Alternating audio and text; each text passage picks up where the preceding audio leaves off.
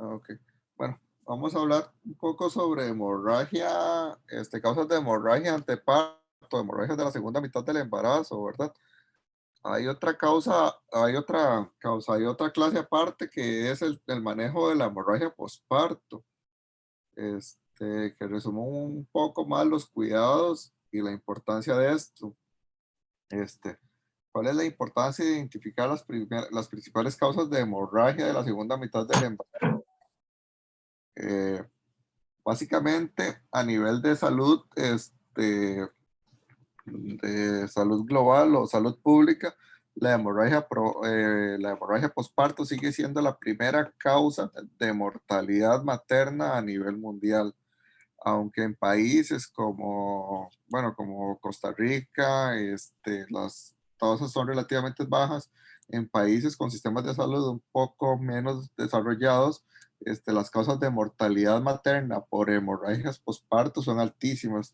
Lógicamente, no sé, imagínense, por ejemplo, países del lado de África, este, donde a veces no hay acceso a los servicios de salud, entonces donde nos llegan esos pacientes con esos trastornos hipertensivos o esas hemorragias posparto, que es donde de verdad nosotros podemos actuar.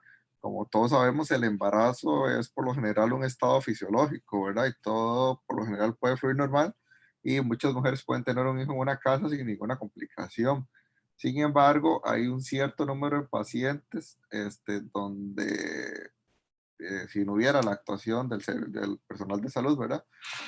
Los resultados podrían llegar a ser catastróficos. Y de hecho vemos que entre las causas de mortalidad materna, el sangrado posparto ocupa más de la quinta parte de las causas, como 6 horas, superando incluso los trastornos hipertensivos, ¿verdad? Que es la segunda causa. Entonces, siempre que estamos ante un embarazo, debemos tener en mente, ¿verdad? El resultado más que todo a la hora del parto, la probabilidad de una hemorragia posparto, ¿verdad? Sus principales causas y cómo tratarlas. Entonces, lo importante de esta clase es saber un poco sobre los cambios fisiológicos normales y cómo diagnosticar las primeras causas o cómo, cuando le llega una paciente con una hemorragia de la segunda mitad del embarazo, saber cuáles son las posibles causas y cuáles en realidad son peligrosas y pueden poner en riesgo a estas pacientes y cómo tratarlas o cómo manejarlas en ese momento. ¿Ok? Recordando un poco de la clase de fisiología, los 4 cambios principales hemodinámicos que se dan durante el embarazo son la expansión del volumen plasmático, que recordemos que el volumen plasmático aumentaba aproximadamente un 50% o más durante el embarazo. El otro cambio importante es el incremento en la masa eritrocitaria. Este incremento en la masa eritrocitaria correspondía a aproximadamente un 33%. Eh, ¿Sí? Ok. Este incremento en la masa eritrocitaria correspondía más o menos a un 33%. Por eso es que se da una anemia fisiológica del embarazo, ¿verdad? Que los niveles de hemoglobina llegan a ser entre 10 y 11 normales durante el embarazo, un aumento del gasto cardíaco aproximadamente entre un 40 a un 50% y un incremento entre los factores de coagulación y fibrinógeno. Por lo que en embarazadas, valores menores de fibrinógeno de 200 ya se consideran valores de coagulopatía, a diferencia de una mujer no embarazada, como vamos a ver más adelante. ¿Ok? Otros cambios o otras cosas importantes a tomar en cuenta es que durante el embarazo, dependiendo, sobre todo durante la segunda mitad del embarazo, hay un aumento en la frecuencia cardíaca que puede ser normal, una disminución en la presión sanguínea, sí, en la presión sanguínea debido a la progesterona, un aumento en el gasto cardíaco, una disminución en las resistencias vasculares periféricas por la misma progesterona y un incremento en el volumen sanguíneo. Todos estos cambios llevan a que la paciente embarazada se manifieste diferente o manifieste los síntomas de una pérdida sanguínea importante, diferente a una paciente no embarazada. Por lo que tenemos que tener cuidado, porque podemos tener una paciente embarazada con una pérdida sanguínea muy importante y subestimar esta pérdida sanguínea. La mayoría de estudios que han hecho sobre estimación subjetiva de pérdidas sanguíneas durante el embarazo han dado como resultado que los médicos por lo general subestimamos esas pérdidas. Por ejemplo, en sala de operaciones, con el conteo de paños, gasas, que sí, por lo general nos equivocamos y muchas veces nos equivocamos inclusive por cantidades mayores a 1 litro en la pérdida que estamos teniendo. Entonces hay varios parámetros que son importantes manejar en estas pacientes. Como les dije, el aumento en el volumen sanguíneo, en el volumen plasmático, en la masa eritrocitaria, en el gasto eritrocitario, en la cantidad en la frecuencia cardíaca y en general la irrigación a órganos blancos, ¿verdad? O órganos vitales. Estos son mecanismos protectores o eventuales ante una hemorragia obstétrica, ¿verdad? Así como el embarazo está hecho para que el bebé le lleguen todos los nutrientes necesarios, también se piensa, ¿verdad?, en que es un estado donde la mujer puede sangrar más y por cosas de la naturaleza, ¿verdad?, por los mismos cambios fisiológicos, pues la mujer tiene cierta protección. Lo que pasa es que esta misma protección puede ser un arma a doble filo, como les dije, porque muchas veces si no, si subestimamos estos cálculos o no sabemos calcular bien las pérdidas sanguíneas, puede llegar la paciente a un punto de no retorno o un punto donde ya esté con un daño o con una pérdida sanguínea tan severa que vaya a ocupar de reanimación intensiva, una unidad de cuidados intensivos, ¿verdad? O incluso llegar hasta la muerte. Como les dije, por lo general en los hospitales o así, eso casi no pasa, ¿verdad? Pero sí, sí, más en zonas rurales o así, no hay tanto manejo o tanta experiencia. Al menos ahí en Calderón Guardia, hay un código, eh, que se activa inmediatamente ante una hemorragia posparto y protocolos de transfusión masiva y laboratorio ya sabe que tienen que enviar sangre y para las pacientes con estos factores de riesgo, ¿verdad? Cuando empieza el sangrado, hasta que se le indique que ya no más. Y por lo general, inclusive, cuando me refiero a transfusiones masivas, me refiero a pasarles entre 10 a 6 unidades solo de glóbulos rojos empacados, otras 6 unidades de plasma fresco congelado y un pool de plaquetas y otro pool de crioprecipitados, ¿verdad? Hasta controlar las hemorragias postparto, que como vamos a ver, las hemorragias se pueden controlar de forma médica o con tratamiento quirúrgico, cuando el tratamiento médico no surte el efecto deseado. ¿Ok? Acordémonos que el gasto cardíaco durante el embarazo, entre los cambios vasculares,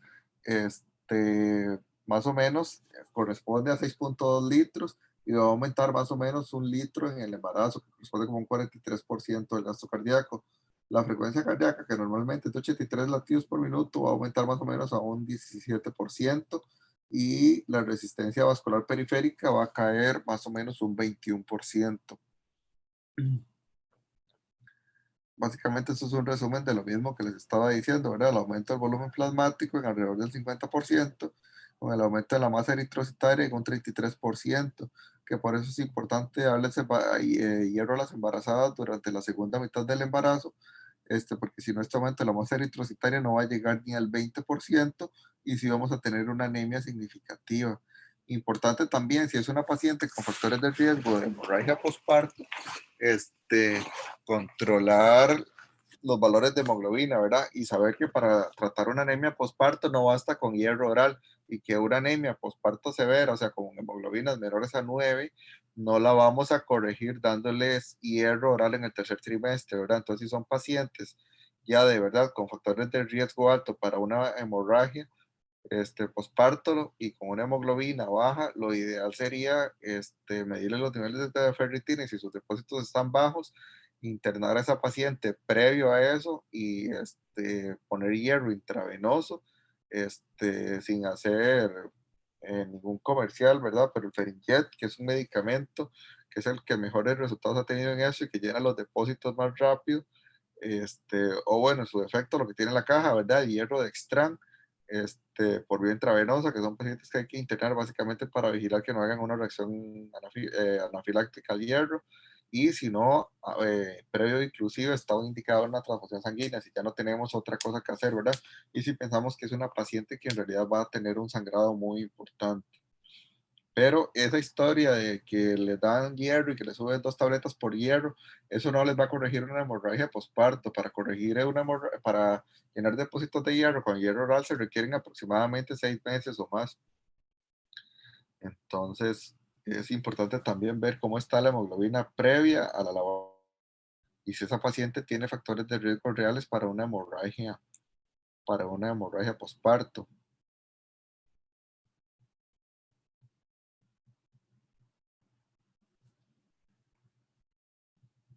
¿Ok? ¿Cómo clasificamos las hemorragias posparto? Básicamente, por el porcentaje de volemia que se pierde, por los síntomas de la paciente, y lo clasificamos básicamente en 4 grados. El grado 1 se pierde aproximadamente un 15% de la volemia de la embarazada. Vea que con perder un 15% de la volemia en una embarazada que en una paciente no embarazada, pues digamos que lo normal más o menos son 5 a 6 litros.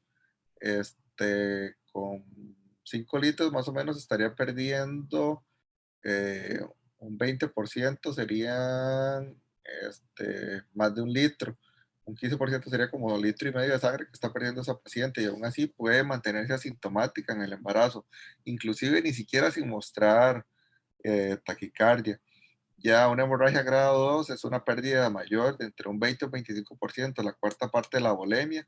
Aquí se va a tener taquicardia, taquipnea, disminución de la presión de pulso y ortostatismo, ¿verdad? Que es hipotensión cuando la paciente se pone de pie. Aquí va a haber taquicardia y un poco de disminución en la variabilidad de la frecuencia cardíaca fetal. Sin embargo, vemos que las presiones arteriales se mantienen y vemos que para que una embarazada ya se hipotense, ya tiene que tener una hipovolemia grado 3 con una pérdida sanguínea de más o menos un tercio de su volumen sanguíneo. Vean, que lógicamente va a estar más taquicardia, ya va a tener frialdad distal y va a tener hipotensión.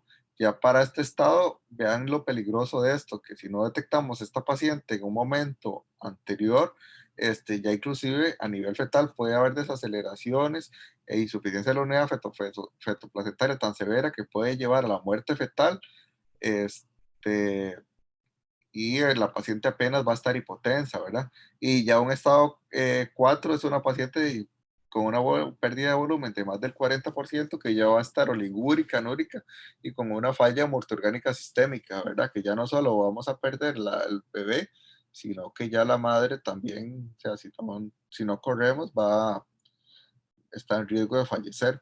Entonces, al contrario de una paciente o un varón no embarazado, ¿verdad? Que con esto ya va a tener taquicardia, hipotensión. Vean que una mujer embarazada nos llega a tener una hipotensión hasta un grado 3 o si acaso vamos a presentar una disminución en la presión de pulso, que eso es básicamente, en palabras sencillas, que una diferencia muy leve entre la presión diastólica y sistólica, y el ortostatismo, ¿verdad? Que es medir la presión sentada y de pie, y creo que era una disminución de más de 20 milímetros de mercurio en la diastólica, en la sistólica y de 10 en la diastólica, si no me equivoco, ¿verdad? Si no me corrigen. Pero entonces sí vean la importancia del tratamiento de la hemorragia posparto y del manejo activo y el manejo agresivo de estas pacientes, ¿verdad? Y nunca sobreestimar o subestimar más bien la hemorragia posparto. Y como siempre, muy importante la vigilancia del feto, ¿verdad? Sobre todo si la paciente está en labor de parto o si ya es un embarazo viable y nos llega con un sangrado, ¿verdad? La segunda mitad del embarazo, como lo puede hacer un desprendimiento de placenta, una placenta previa, una basa previa, por mencionarles algunos.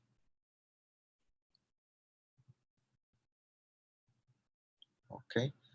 Esto es básicamente lo mismo y vamos a hablar un poco sobre las causas de hemorragia postparto.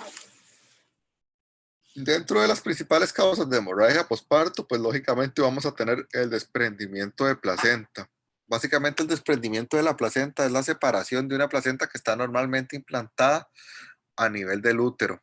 Es de las causas de hemorragia posparto, de las que vamos a ver, y las más peligrosas, pues es la más frecuente. Básicamente se puede presentar hasta en un 3% de las embarazadas.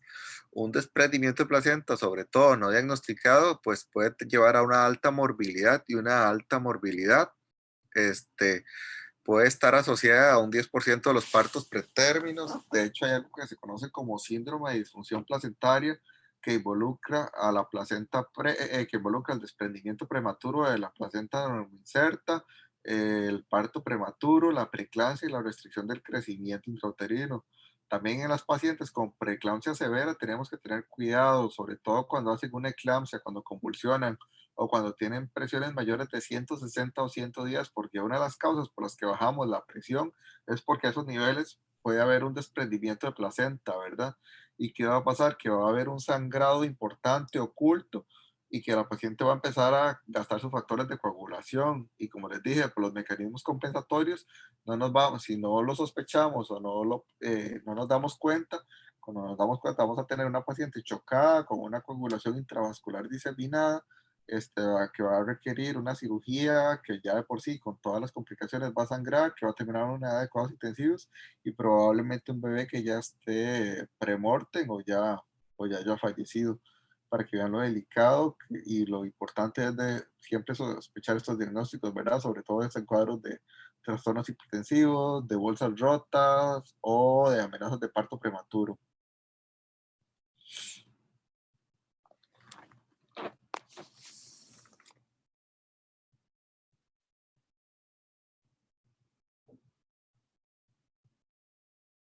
Ok, lógicamente, como es de esperarse, el desprendimiento de placenta, a conforme mayor edad gestacional tengamos, este, la mortalidad va a ir en disminución, ¿verdad? Cuando hay un desprendimiento de placenta. Este, aquí, después de las 42 semanas, pues sí hay un aumento relativo en la mortalidad, pero ya esto se debe a otras causas, ¿verdad? Por eso no dejamos embarazos después de las 40 semanas, porque ya de por sí placentas a las 40, después de las 42 semanas, ya la función placentaria, por lo general, a esa edad gestacional, no aumentan, y además el riesgo de óbitos aumenta drásticamente después de las 41 semanas. Por eso en embarazos no complicados, lo más que dejamos un embarazo hasta las 41 semanas, ¿verdad? Si no inducimos la labor de parto o cesárea si hay alguna indicación obstétrica. Entonces, muy importante esto lo tienen que saber y manejar cuáles son factores de riesgo posibles para un desprendimiento de placenta. Bueno, la edad materna. Mujeres a mayor edad van a tener mayor o muy jóvenes, van a tener un mayor riesgo de desprendimiento de placenta por lo mismo de síndrome de disfunción placentaria, ¿verdad? Por una placenta que a la hora de las oleadas trofoblásticas no se haya implantado de forma adecuada. El tabaquismo o la cocaína, ¿verdad? Que producen daño endotelial, son factores de riesgo importantes, también producen vasoconstricción. La triple I o la coriomiositis, además de que nos puede provocar ruptura de membranas, produce un proceso inflamatorio de la placenta y puede llevar a su desprendimiento, ¿verdad? Un mecanismo similar al proceso inflamatorio que producen patologías como la preeclampsia. Lo que les mencioné anteriormente, los trastornos hipertensivos, ¿verdad? Sobre todo presiones mayores a 160, 110. Imagínense esas uterinas ahí, con esas presiones, la cantidad o la resistencia y con la fuerza que pasa esa sangre, ¿verdad? Y lo fácil que es que se desprenda una placenta. Los traumas de abdomen después de las 20 semanas del embarazo, ¿verdad? Los traumas muy tempranos no tienen tanta importancia, pero traumas de abdomen directos, sobre todo por accidentes de tránsito, con el cinturón de seguridad también, son causas importantes o causas a descartar de desprendimiento de placenta. Una descompresión rápida del útero, de esto no estoy hablando tanto cuando hacemos una amniocentesis o cuando hacemos una amnioscompresión, pero por ejemplo, una paciente que tenga un polidramnios y rompa bolsa y saque un montón de líquido de pronto, eventualmente en esas pacientes con ruptura prematura de membranas, Esto es una de las causas, ¿verdad? Además, como les había explicado anteriormente, en ruptura prematura de membranas también el líquido amniótico es un mecanismo amortiguador, entonces el desprendimiento de de placenta es algo por lo cual tenemos a estas pacientes internadas y por lo cual las vigilamos de cerca.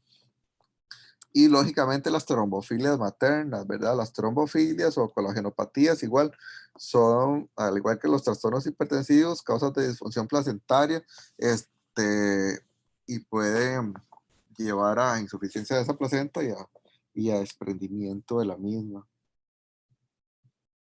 Ok, esto es quizá de lo más importante, lo que ustedes tienen que saber cuando están sospechando un desprendimiento de placenta. ¿Y qué es lo importante de esto? Bueno, si a usted les llega una embarazada en cualquier servicio de emergencias, después de las 20 semanas de embarazo, durante la segunda o el segundo o tercer trimestre, con sangrado transvaginal, ustedes tienen que pensar en desprendimiento de placenta, placenta previa o asa previa, que son las cosas que van a tener una mortalidad importante o significativa. Y ya lógicamente en parto prematuro, que la paciente esté, este, o que la paciente tenga una labor de parto o una ruptura de membranas, etcétera, ¿verdad? Pero dentro de las cosas, primero que tienen que descartar que pueden poner en riesgo inmediatamente la vida de la madre o el bebé, son estos diagnósticos. Entonces, ¿cuál es la clínica o la triada de un desprendimiento de placenta? Va a haber un sangrado transvaginal, pero ese sangrado va a ser oculto. Esto es lo malo de esto, que en el 80% no nos vamos a dar cuenta de que la paciente está sangrando, porque el sangrado está adentro, retenido detrás de la placenta, y precisamente por ese hematoma que se está formando, la placenta se va desprendiendo. Entonces, puede haber un sangrado que por lo general va a ser un sangrado escaso, un manchadito, ¿verdad? Incluso un sangrado cafezuzco, no un sangrado rojo rutilante en la mayoría de los casos. Por lo general va a ser contracciones, la paciente le va a referir dolor pélvico y va a tener un hipertono. Este, entonces, si está con un sangrado, con contracciones y el monitoreo fetal no tranquilizante, no sé, tenemos una taquicardia fetal, de pronto nos llegó con esta clínica y vemos que es un óbito o así, sospechar que hay un desprendimiento de placenta, ¿verdad? Pues lógicamente para que haya un diestrés fetal ya tiene que haber más o menos un 50% de placenta desprendida para que haya cambios, ¿verdad? Y si no llegó ya a un óbito fetal, pues pensar en la madre, ¿verdad? Que también corre peligro su vida. Entonces, si tenemos, por ejemplo, una paciente con un trastorno hipertensivo del embarazo o una paciente que fuma o con cualquiera de estos factores de riesgo, una paciente añosa y nos llega con esta clínica con sangrado y con muchas contracciones, siempre es un diagnóstico a descartar, ¿verdad? O a tener en cuenta. ¿Ok?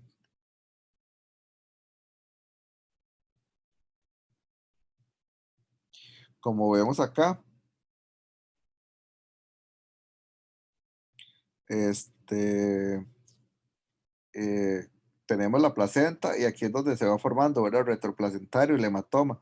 Por eso es que no lo vemos. Y como vemos en la imagen a veces el sangrado, ya cuando el hematoma va disecando, pues ya empieza a salir sobre el borde del útero, ¿verdad? A través del cervix. Pero muchas veces el sangrado ni siquiera no se ve, es un sangrado oculto. Hasta que esto ya llega a ser tan importante, se ha desprendido tanta placenta, pues que vemos sangrado. Cuando eso ya es probable que vayamos a tener cambios también a nivel de la oxigenación fetal, ¿verdad? Y de su patrón a nivel de frecuencia cardíaca fetal, de su bienestar fetal. Entonces, básicamente los grados de desprendimiento de placenta, el grado uno cuando tenemos aproximadamente un 40%, o que son más bien el 40% de los desprendimientos de placenta, por dicha, vamos a tener un sangrado transvaginal por lo general leve o si acaso un manchado, un útero con hipersensibilidad o irritabilidad, y los signos vitales de la paciente van a estar normales, igual que la frecuencia cardíaca del bebé. Los desprendimientos grado 2 que corresponden más o menos al 45% de los casos, vamos a tener un sangrado leve a moderado, las contracciones sí van a ser más frecuentes y en los signos vitales ya va a haber una pérdida sanguínea mayor, entonces esta madre de repente va a tener taquicardia, aunque recordemos que la presión va a estar normal, pero va a tener ortostatismo. O sea, vamos a estar más o menos en un estado de hemorragia obstétrica grado 2.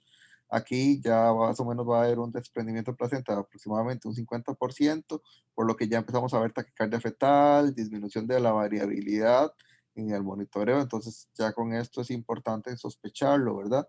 Y ya el grado 3, que por dicha son los menos, un 15% de moderado a severo, ya va a ser un útero con un hipertono. O sea, usted le toca la panza y a esa paciente le duele un montón, le refiere mucho dolor, va a tener un sangrado importante, y la paciente ya va a tener una hemorragia grado 4, va a estar chocada, y si hacemos un monitoreo, y básicamente vamos a un bebé con un monitoreo categoría 3, o sea, con desaceleraciones severas, tardías y pérdida de la variabilidad, o ya llegó un óbito fetal. Importante, desprendimiento de la placenta no es sinónimo de indicación de cesárea. Ustedes pueden tener, por ejemplo, un desprendimiento grado 1, grado 2, e inclusive intentar una vía de parto vaginal. Ya lógicamente un grado 3 corran, ¿verdad? Para salvar la vida materna. Pero a diferencia de la placenta previa, el desprendimiento de placenta no es una indicación de, perdón, no es una indicación de cesárea.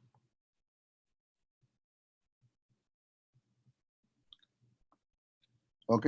Los hematomas entonces de la placenta, estos, cuando la placenta se desprende, puede ser subcorial, o sea que esté entre la placenta y las membranas, ¿verdad? Este es el menos peligroso.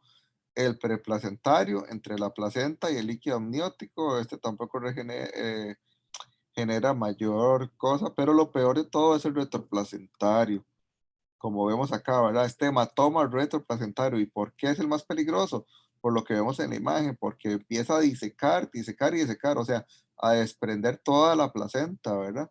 Hasta que empieza a manifestarse, y para que tenga manifestaciones, como habíamos visto, este, un sangrado importante, o un hipertono, ya básicamente tiene que ser una hemorragia importante cuando se pierde aproximadamente entre un 25%, o sea, un cuarto o un tercio de la volemia, para que ya tengamos cambios, para que ya veamos cambios en los hematomas. Entonces, el retroplacentario es el que principalmente va a terminar en cesáreas de emergencia, es el que nos puede hacer una coagulopatía de consumo. ¿Qué es esto? Que la paciente tiene un sangrado interno, entonces el cuerpo empieza a mandar plaquetas y factores de coagulación para controlar ese sangrado, y es un sangrado tan importante que por más coagulación y por más factores no vamos a poder taparlo, o no vamos a, los mecanismos, ¿verdad? No fisiológicos no lo pueden parar, y al final termina la paciente haciendo una coagulopatía de consumo porque gastó todos sus factores de coagulación. Entonces, tras de que hay que meter a la sala de operaciones, nos va a sangrar más de la cuenta porque va a sangrar por todos lados simplemente porque no está coagulando, ¿verdad? Ya la sangre se vuelve como rala, como agua. Entonces, básicamente los mismos hematomas aquí, el subcorial, el preplacentario y el retroplacentario, que es el más peligroso de todos, ¿verdad? Ok.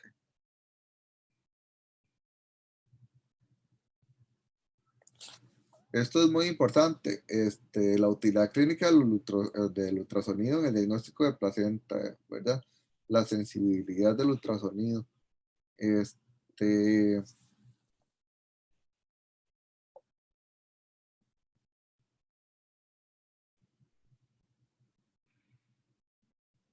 Vemos que básicamente, o sea, lo que quiero que les quede de esto es que el desprendimiento de placenta, bueno, cuando es un desprendimiento de placenta grado 3, como lo habíamos visto acá, la sensibilidad o la especificidad es un poco mayor, pero por lo general, el ultrasonido para ver desprendimiento es un método muy, muy malo y muy importante. Por ejemplo, le llegó una paciente con una historia de un trauma y llega a la consulta a emergencias, y ustedes le hacen un ultrasonido para ver la sensibilidad del ultrasonido para ver desprendimiento de placenta, vean que es pésima.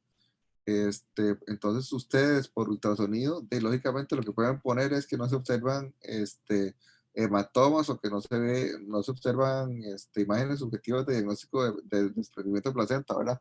Pero no es que un ultrasonido nos va a descartar un desprendimiento de placenta. En resumen, la importancia del ultrasonido, ¿cuál es? que el desprendimiento de placenta es un diagnóstico clínico más que todo, y por monitoreo fetal y por la clínica que presente la paciente asociada, o sea, por el examen físico y por la historia clínica, ¿verdad? Pero que el desprendimiento de placenta no es un diagnóstico que podemos hacer por ultrasonido, como por ejemplo una placenta previa, que sí podemos hacerla por ultrasonido. Entonces, para desprendimiento de placenta, aunque sí lo puede, el ultrasonido en algunos casos nos puede ayudar, no es el gol estándar, ¿verdad? Y tampoco con un ultrasonido nos puede servir para tomar decisiones si la paciente tiene una clínica que nos haga sospechar un desprendimiento de placenta. Ok. Por ejemplo, veamos acá en la imagen el desprendimiento aquí, que sí es muy claro, pero ya, por ejemplo, esto es un desprendimiento probablemente grado 3, ¿verdad? Y con varios días de desprendimiento, o sea, esto no es algo agudo. Okay. El manejo, ok. El manejo, como les dije, debe ser individualizado dependiendo de las condiciones obstétricas de la paciente, del estado hemodinámico, del estado de bienestar fetal, este, y de la causa del desprendimiento de placenta. En muchas ocasiones este útero se contrae, provoca contracciones, inclusive se puede dar un parto vaginal, ¿verdad? O se produce el parto vaginal. Si la paciente está hemodinámicamente estable, la vigilamos, tanto hemodinámicamente con monitoreo, vigilamos al bebé y la vigilamos con laboratorios, factores de coagulación y fibrinógeno, podemos intentar la vía de parto vaginal y siempre que todo se mantenga bien y siempre que estemos en un lugar donde podemos tener una sala de operaciones cerca y un laboratorio con un banco de sangre, ¿verdad? Que nos permita atender la emergencia en caso de que haya complicaciones con este tipo de pacientes. Entonces, lógicamente, como cualquier paciente que nos llega a un servicio de emergencias, cosas básicas, ¿verdad? Dos vías venosas periféricas de gran calibre, ojalá de catéteres 16, reanimación con infusión de suero fisiológico, ¿verdad? Por lo menos a 1 litro de chorro, sonda Foley y cuantificar diuresis, esto es básico en estos pacientes. De una vez la solicitud de sangre y si se ocupa sangre de emergencia, pedir sangre O negativo en pacientes donde no tenemos o vayamos a pasar sangre, si no podemos esperar las pruebas cruzadas, solicitar sangre y lógicamente dentro de los exámenes de base, la hemoglobina, el hematocrito, las plaquetas, el grupo, las pruebas de coagulación y el fibrinógeno, ¿verdad? Que es importante, que al final es lo que nos va a definir en la embarazada si hay una coagulación, una coagulopatía de consumo, ¿verdad? O si, si nos está con un fibrinógeno menor, porque una embarazada con un fibrinógeno menor de 200 ya es señal de coagulopatía intravascular diseminada, ¿verdad? Al contrario, una paciente no embarazada que puede llegar a tener hasta menos de 100 de fibrinógeno para realizar este diagnóstico. Entonces, de una vez, si es una paciente de alto riesgo, la reserva no solo de glóbulos rojos, sino también de una vez reservar plasma, crioprecipitados y plaquetas. Lógicamente esto es donde se pueda, ¿verdad? Ojalá o sea, en todos los centros médicos hubiese esta oportunidad. Por ejemplo, yo cuando estuve en los Chiles, en el banco de sangre lo único que habían era 1 o 2 unidades de sangre. A veces, y la mayoría de veces la usaba medicina interna para transfundir pacientes. Y usted ahí hacía todo tipo de cirugías, atendía todo tipo de partos, atonías uterinas, no sé, histerectomías y todo. Y en realidad sin una forma clara de responder ante una hemorragia, si se le presentaba una situación de emergencia, ¿verdad?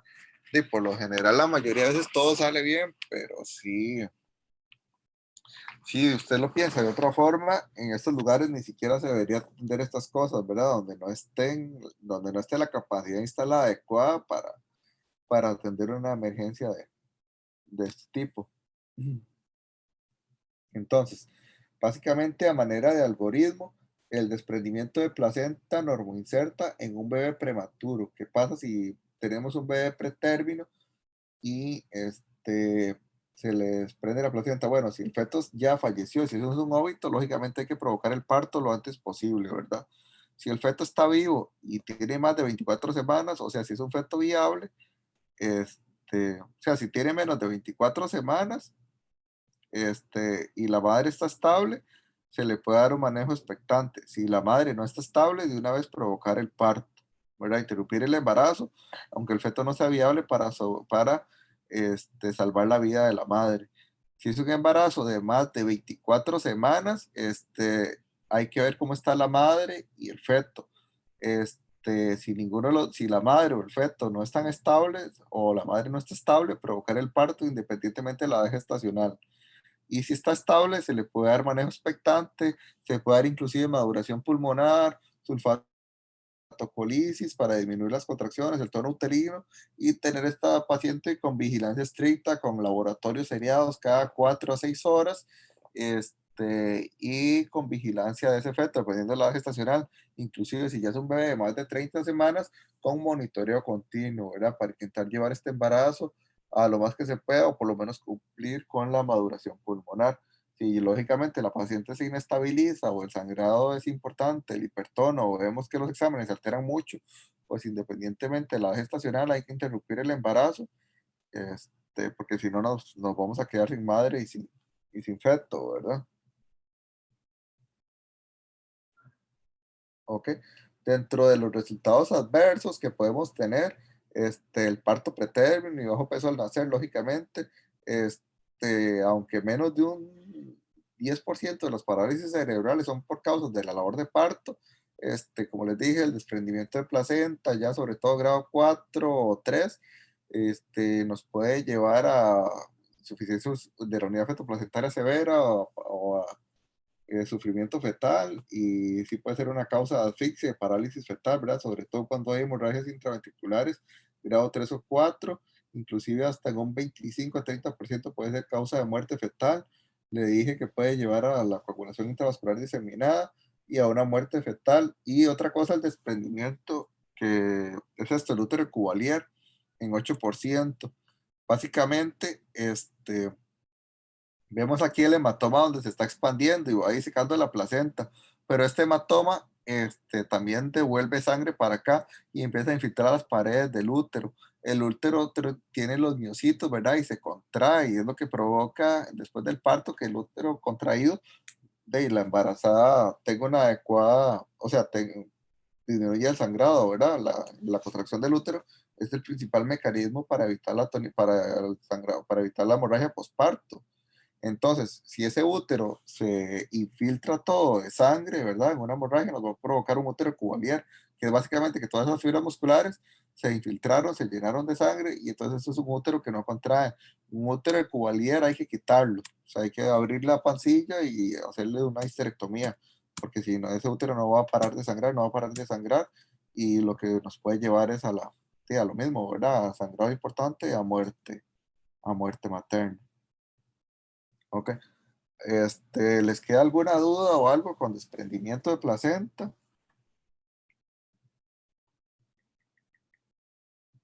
No, doc. No, doctor. No, Como la causa más frecuente, ¿verdad? Entonces vamos a ver ahora la segunda causa en frecuencia, que es la placenta, perdón, la placenta previa, ¿verdad? Ok. La placenta previa es básicamente la implantación de la placenta sobre el orificio cervical o a menos de 1 centímetro del mismo. Para diagnosticar placenta previa hay que tener más de 24 semanas del embarazo. Antes de las 24 semanas es muy común ver la placenta sobre el orificio cervical interno, perdón, pero el diagnóstico se establece hasta después de tener 24 semanas del embarazo. ¿Por qué? Porque como el útero se va aumentando, el segmento se va elongando y eh, y puede que esa placenta, por decirlo así, suba y deje de ser placenta previa. Un segundo, nada más.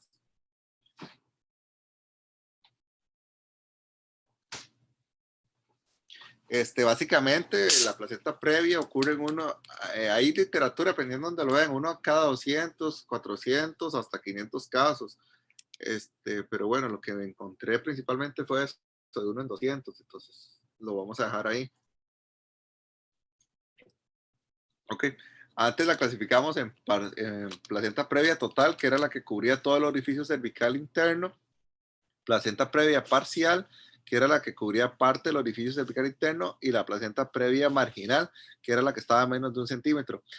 ahora se clasifica en placenta previa obstructiva o no obstructiva, ¿verdad? La obstructiva es la que tapa alguna parte del cervix y la no obstructiva es la que está a menos de un milímetro, de 10 centímetros, de 10 milímetros, ¿verdad? O un centímetro del orificio cervical interno después de las 24 semanas.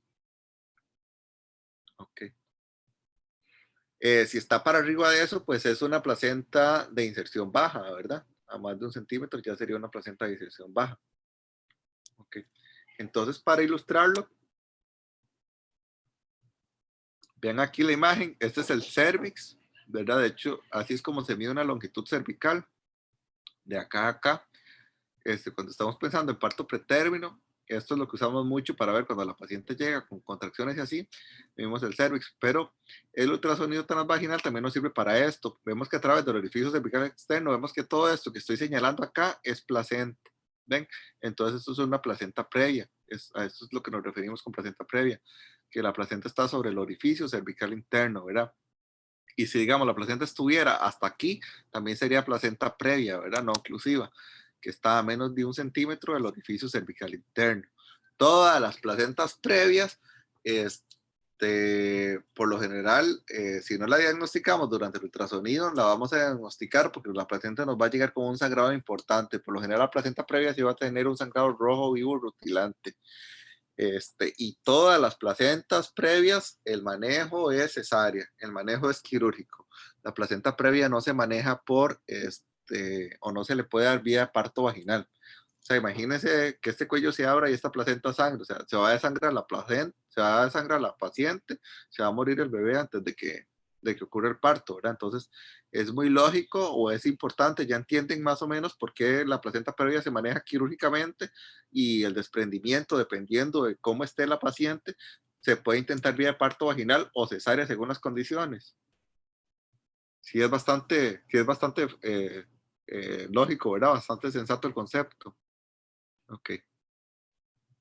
Factores de riesgo, edad materna. A mayor edad materna y, bueno, aquí no está, pero la multiparidad también es otro factor de riesgo, tiene mayor riesgo. Otro factor de riesgo que no se puso aquí son los fetos masculinos. Los fetos masculinos por lo general tienen placentas más grandes y pueden tener placentas previas. Minorías étnicas, sobre todo descendencia afroamericana, este, y cirugías anteriores como mamectomías. Y aquí voy a hacer hincapié en cesáreas previas y cesáreas previas anteriores. Cuando hacemos una cesárea, cuando se hace una cesárea queda una cicatriz y en esa cicatriz se corre el riesgo de cuando la placenta se está implantando que se implante sobre esa cicatriz. Entonces, sobre todo cuando hay una placenta previa, ese es el principal factor el principal factor de riesgo para una placenta previa es una placenta previa anterior, pero una cesárea previa aumenta el riesgo en forma importante. De hecho, no sé si aquí lo había metido, pero entre más cesáreas, no, creo que el dato no lo tenía aquí. Okay. Entre más cesáreas va a aumentar el número o la posibilidad de placenta previa. Y que lo importante no es tanto que vayamos a tener una placenta previa y que vayamos a terminar en una cirugía. Sí es un factor de riesgo muy importante, de hecho es el más importante de todos fuera del antecedente de otra placenta previa, ¿verdad? Pero lo importante es que cesárea previa más placenta previa es acretismo placentario hasta no descartar lo contrario. ¿Alguien sabe qué es acretismo placentario? No. Ok, acretismo, para explicárselos aquí tal vez muy fácilmente, vean aquí, por ejemplo, ven la pared del útero, acá, y ven aquí la placenta. Ven esta línea hipoecogénica o más oscura que diferencia bien la placenta del útero. Además de que esta es una placenta posterior, aquí aunque esta placenta sea una placenta previa, podríamos por hallazgos ultrasonográficos decir que no tiene un acretismo placentario. Pero acretismo es cuando la placenta infiltra las paredes del útero. Entonces, una placenta acreta es cuando este, la placenta se mete, ¿verdad? O infiltra la pared más proximada o más externa, más interna del útero, más bien, ¿verdad? La placenta increta la creta. La increta es cuando infiltra hasta la capa muscular, no solo la deciduo, sino que también infiltra la capa muscular del útero, y la placenta percreta es cuando ya se sale del útero, la placenta, inclusive llega hasta la vejiga, que estas son las pacientes que tenemos que diagnosticar tempranamente, porque inclusive estas pacientes hay que planear una cirugía, hay que buscar urología para poner catéteres JJ, porque si tienen cesáreas previas, un síndrome herencial, y por lo mismo que nos vamos a encontrar, es muy probable que vayamos a tener lesión vesical. También es importante coordinar incluso con vascular periférico, a ver si hay la posibilidad de colocar balones de oclusión a nivel de las ilíacas internas, ¿verdad? O de las hipogástricas, para evitar un sangrado masivo, porque básicamente el tratamiento consiste en ocluir las arterias uterinas, ¿verdad? O bueno, las hipogástricas, y realizar una cesárea histerectomía al mismo tiempo, y una vez quitar el útero a las 35 semanas. Este es el tratamiento de estos pacientes, para que vean, en centros de excelencia de tratamiento de hemorragia obstétrica, que aquí en Costa Rica el único centro que se está acreditando, que se está terminando de acreditar en eso, es el Calderón Guardia, que es donde está también lo de la resonancia. Ok. Entonces, como ya les dije, los factores de riesgo. Entonces, siempre que tengan antecedentes de cesárea previa o una hemorragia importante, roja viva, rutilante, van a pensar en una placenta previa hasta demostrar lo contrario. Ok. Entonces, por lo general, ¿cuál va a ser la clínica? Es un sangrado indoloro, al contrario del sangrado que se presentaba en el desprendimiento prematuro de placenta. El sangrado de la placenta previa, no va a doler, no va a tener hipertono, la paciente no le va a referir ni siquiera contracciones por lo general, pero sí va a ser un sangrado rojo vivo por lo general. Okay.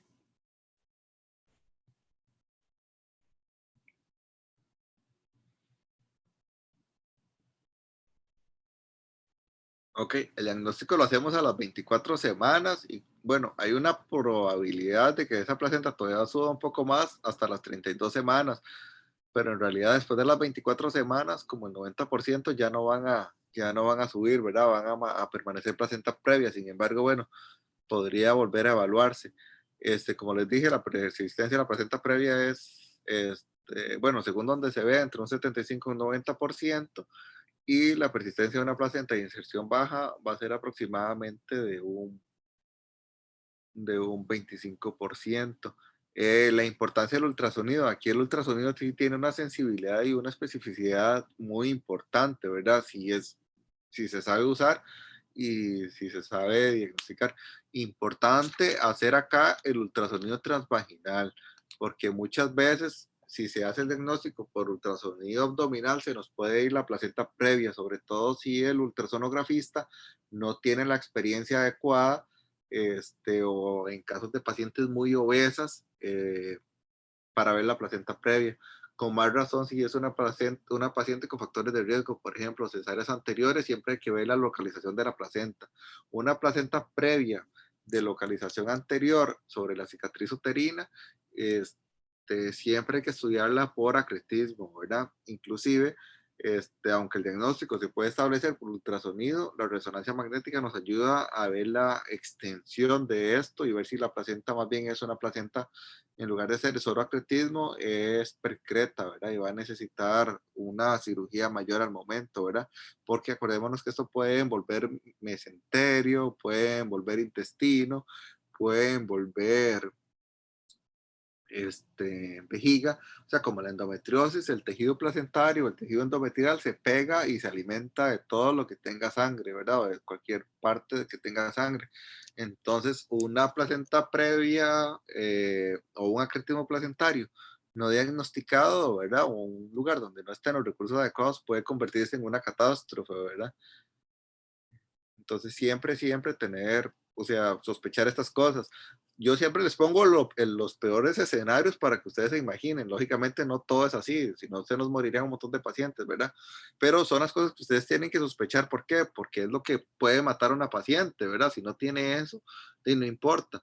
pero es mejor que ustedes sospechen, descarten y que manden al hospital una paciente y nadie les va a criticar por eso si están en un lugar lejos, a que no lo sospechen, la mande para la casa y a la que le tocaba, ¿verdad? Ese 1 o 2% y se les vaya a morir por un diagnóstico que se pudo prevenir o sospechar anteriormente, ¿verdad? Entonces, ningún ginecólogo se va a enojar por eso.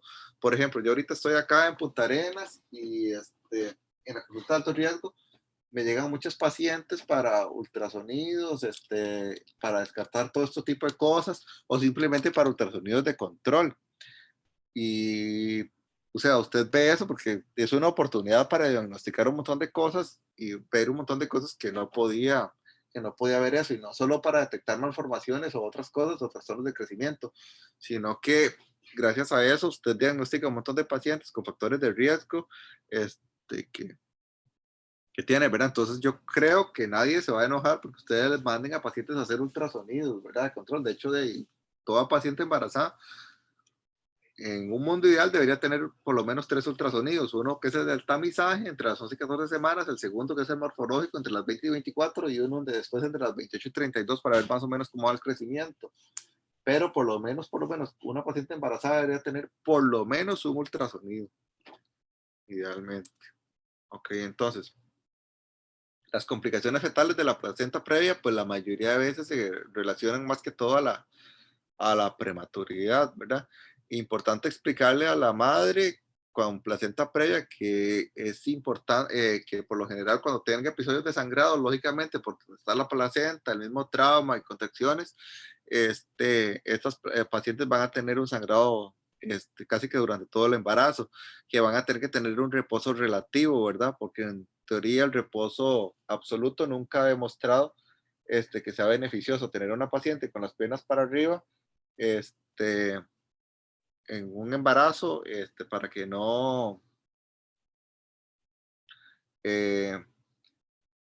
que no sangre, ¿verdad? Más bien lo que puede provocar es una trombosis, ¿verdad? Con tener a la paciente con inmovilización total. Entonces el reposo siempre es relativo, o sea, la paciente puede ir al baño, hacer sus actividades de la vida diaria, lógicamente no va a ir no sé, no va a ir a correr una maratón, no va a ir a subir una cuesta, no va a tener relaciones sexuales, se va a mantener bien hidratada porque la deshidratación puede provocar contracciones, sobre todo en zonas calientes, ¿verdad? Este, entonces, recomendaciones básicas, pero jamás, jamás le recomienden a una paciente que esté acostada en cama con las piernas para arriba, ¿verdad? Eso era de los tiempos de antes. Eso más bien le aumenta factores de riesgo a la paciente. Ok. Entonces, lógicamente, igual que cualquier paciente con sangrado en emergencia, lo básico, ¿verdad? Las vías intravenosas, infusión de solución salina, la solicitud de sangre y los exámenes de laboratorio. Eh, la prueba de Klein-Haber-Betz, ¿alguien sabe qué es esto? ¿Alguien me puede decir qué es la prueba de Klein-Haber-Betz? ¿O tienen una idea más o menos de qué es?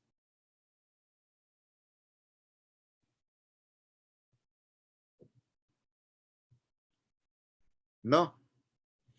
De mi parte no, Doc. Ok, en realidad no es de extrañar que no sepan porque, pues, esta prueba es más que todo para inmunización RH y hace un montón de años no se usaba. De hecho, cuando yo hice la investigación sobre inmunización RH, no encontré ningún microbiólogo aquí en Costa Rica que actualmente supiera hacer la prueba. La prueba de Klein-Haber-Betz que se usa en pacientes con hemorragias o placentas previas, digamos, cuando son RH negativo, cuando la madre es RH negativo, para ver qué tanta cantidad de sangre se pasó al feto. Y depende de eso, era la cantidad de inmunoglobulina, o sea, el resumen que se usaba. Ahora, básicamente, por ejemplo, si tenemos una placenta previa y pensamos que la cantidad de sangre es mucha y es RH negativo, lo que se hace es que se ponen 2 resuman en lugar de una. Pero sí, sí, esta prueba es como ya de historia de la medicina, ya en realidad perdió mucha importancia.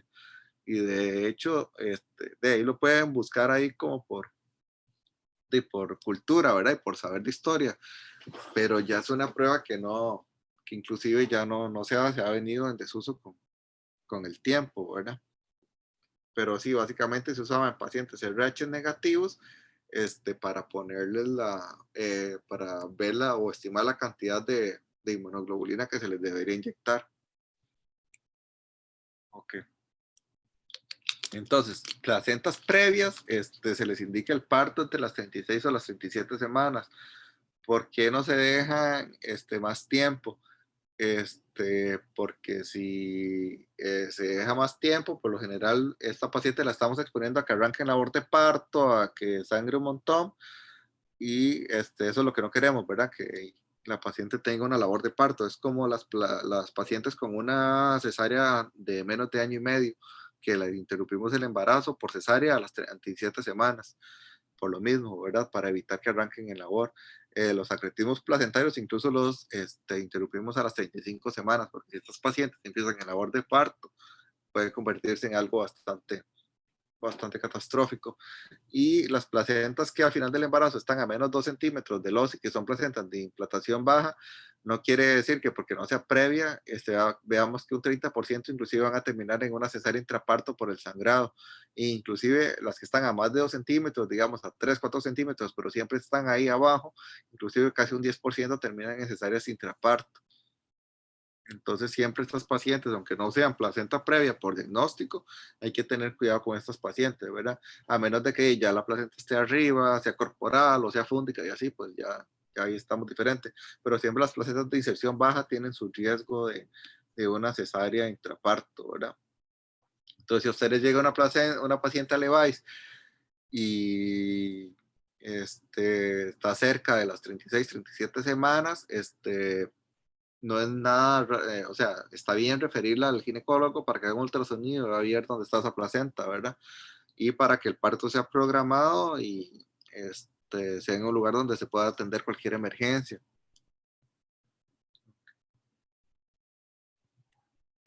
Entonces, bueno, el reposo absoluto, en realidad, como les digo, no, es reposo relativo. El monitoreo de la frecuencia cardíaca fetal, los corticosteroides, ¿verdad? La maduración pulmonar, los tocolíticos, sulfato de magnesio principalmente, y hospitalización. Importante saber o explicar a esos pacientes que van a presentar un segundo o tercer episodio de sangrado y que es muy frecuente, ¿verdad? Y dependiendo qué tanto sea el episodio de sangrado, y ya la paciente más o menos sabe cuándo consultar. A diferencia del desprendimiento de placenta, la placenta previa tiene una ventaja y es que el sangrado por lo general lo vemos, ¿verdad? Entonces lo estamos viendo y cuantificando más o menos. Entonces cuando la paciente sangra va a consultar de una vez, ¿verdad? Con el desprendimiento, como les expliqué anteriormente, perdón, muchas veces no nos damos cuenta de que la paciente está sangrando. Entonces sí es importante. La placenta previa es más fácil de manejar, ¿verdad? O de diagnosticar, por lo menos que el desprendimiento. El desprendimiento es mucho de sospecharlo en base a la historia clínica, al examen físico y a los factores de riesgo, además del ultrasonido. Y como les dije, el acretismo placentario que va más allá de la línea Nitabut, que la línea Nitabut es básicamente la línea que diferencia la placenta del endometrio, ¿verdad? Entonces, el acretismo placentario, vean aquí donde no hay endometrio, donde se perdió la placenta creta. La placenta increta es cuando ya infiltra toda la capa miometrial y la placenta percreta es cuando ya se sale. Principalmente sale hacia vejiga, que es lo que está anterior, porque por lo general las placentas con acretismo van a ser por cesáreas previas y lo que está aquí adelante de la cesárea, por donde se va a salir, va a ser la vejiga, que es lo que se va a presentar en la mayor parte de los casos.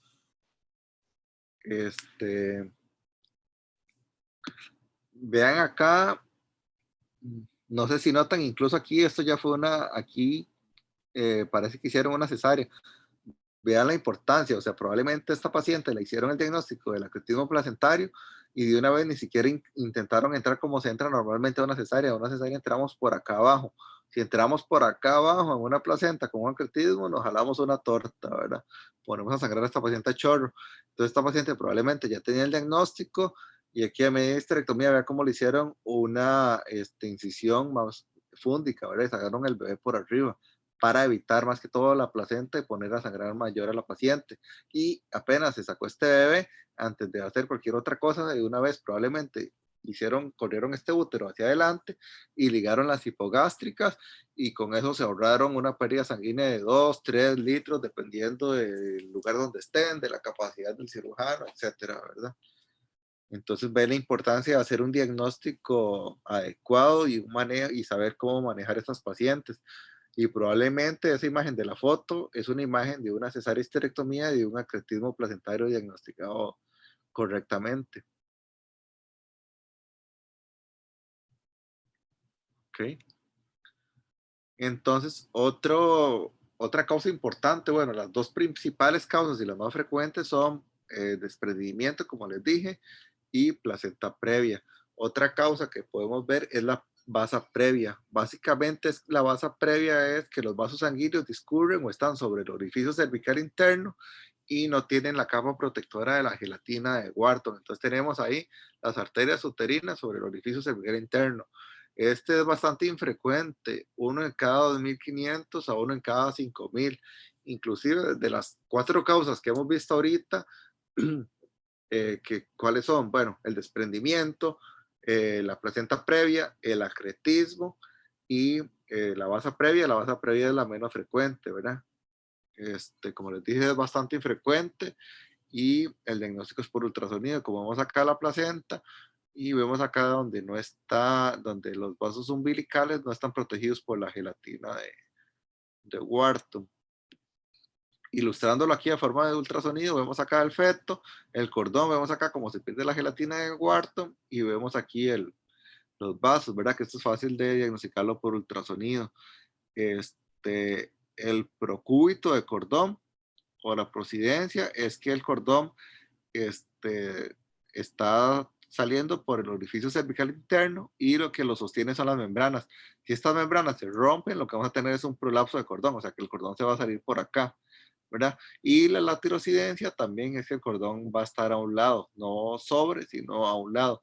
La diferencia entre vasa previa y procúbito de cordón, ¿verdad? O procidencia de cordón, básicamente es que la procidencia sí tiene la gelatina de Wharton y no produce sangrado, y la vasa previa sí va a ser una causa de sangrado, porque la gelatina va a haber trauma, porque no está la capa protectora de la gelatina de Wharton, y esto nos va a provocar la hemorragia. Vemos el diagnóstico aquí por ultrasonido. Este es el cuello del útero. Esto que vemos acá es la cabeza del bebé. Aquí le pusieron el Doppler. Vemos el vaso sanguíneo. Y si vemos acá, esto es un Doppler normal de una arteria umbilical. Entonces, ve cómo está, una arteria uterina, perdón. Ven cómo está la arteria uterina aquí sobre el orificio cervical interno. Entonces, probablemente esta paciente tuvieron una hemorragia de la segunda o tercera mitad del embarazo. Le hicieron un ultrasonido y fue como hicieron el diagnóstico de vasa previa, ¿verdad? Entonces, ¿qué pasa con esto? Que si se rompen las membranas, si se laceran los vasos fetales, va a haber una pérdida importante de sangre, más o menos de 100 cc por kilo. Lógicamente de ahí esto muchas veces no nos damos cuenta. Esto es básicamente como que se rompa el cordón umbilical. Entonces imagínense la catástrofe. Sí, va a llevar a una alteración de la frecuencia cardíaca fetal y a muerte fetal si no hacemos un diagnóstico rápido y un procedimiento de emergencia. Entonces, si hacemos este diagnóstico y la paciente no está con clínica, o sea, no está con sangrado, lógicamente va a durar el bebé y sacarlo a las 36 semanas, ¿verdad? Inclusive se recomienda hospitalizarlas a veces desde las 32 semanas y estar vigilando a estas pacientes antes de interrumpir el embarazo con monitoreo. Si se nos presenta el cuadro agudo, no hemos hecho el diagnóstico, vea la mortalidad, más de la mitad de las pacientes se pueden morir, ¿verdad? Y puede llegar hasta un 60%. Entonces, ve, por eso es la importancia de eso. O sea, si diagnosticamos una vasa previa, es una paciente que sí tiene que estar con un acceso rápido a los servicios de salud, ¿verdad? Y como les dije, entre las 36 y 37 semanas, es mejor valorar pulmones y sacarlo un poquito antes, a no llevar un embarazo a las 39 semanas que arranque sola y que por el mecanismo de trauma de las contracciones vaya a lacerar el cordón y básicamente terminemos en una muerte fetal que pudimos haber prevenido, ¿verdad? Ok, entonces esas son las principales causas. Que me importa bastante de acá, que sepan cómo hacer el diagnóstico de cada una de las patologías, qué es lo más frecuente, cómo manejar cada una, cuándo sospecharlas, el momento de interrupción de cada una, ¿verdad? No es lo mismo que un desprendimiento, que una placenta previa, que un acretismo. Por ejemplo, el acretismo, acordémonos que se interrumpe a las 35 semanas, la placenta previa entre las 36 y las 37, el desprendimiento depende de la edad gestacional y depende del momento, tiene un manejo individualizado, entonces no tiene un periodo de interrupción, ¿verdad? Sino que es cuando ocurre, y la basa previa a las 36 semanas. Lógicamente también puede haber otras causas de sangrado como pérdida de tapón mucoso, laceraciones cervicales, el ectropio, que son menos frecuentes, pero que siempre hay que diagnosticarlo. Entonces, al igual que los pacientes le consultan porque el bebé se mueve poco, les consultan porque tienen contracciones, les van a consultar un montón por sangrados. Entonces, ¿qué es lo importante? Ustedes tienen que saber que estas son las causas de sangrado que pueden comprometer la vida de la madre y del bebé, y que si ustedes saben diferenciar de esto, sospecharlo y descartar estos diagnósticos, pueden hacer un abordaje adecuado de la paciente. Si tienen las dudas, refiérenlo, y si no tienen las dudas, pues muy bien, por lo menos pensaron en lo principal y no mandaron a una paciente para la casa con un alto riesgo de tener resultados adversos tanto neonatales como maternos. Ok.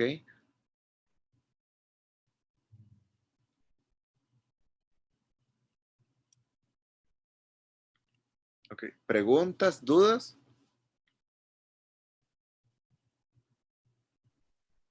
De mi parte, no, doctor. No, doctor.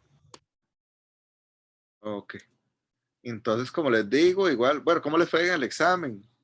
Con las preguntas de diabetes. Dígame que bien, porque estaban bastante. Sí, estaban fáciles. Gracias. Así Sí, se profe, muy. estaba muy fácil, la verdad es que fue bien. Ok, bueno. Y en general, ¿cómo les ha ido? Bien, por dicho. O sea, van bien el curso, van pasando, van. Sí, bueno, yo de mi casa sí. En general. En mi caso, pues, sí voy bien. Imagínense en la que estoy jalado los pelos.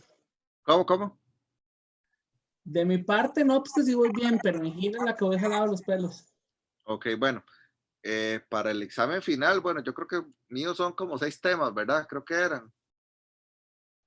Más o menos, doc. Ok. Las preguntas, bueno.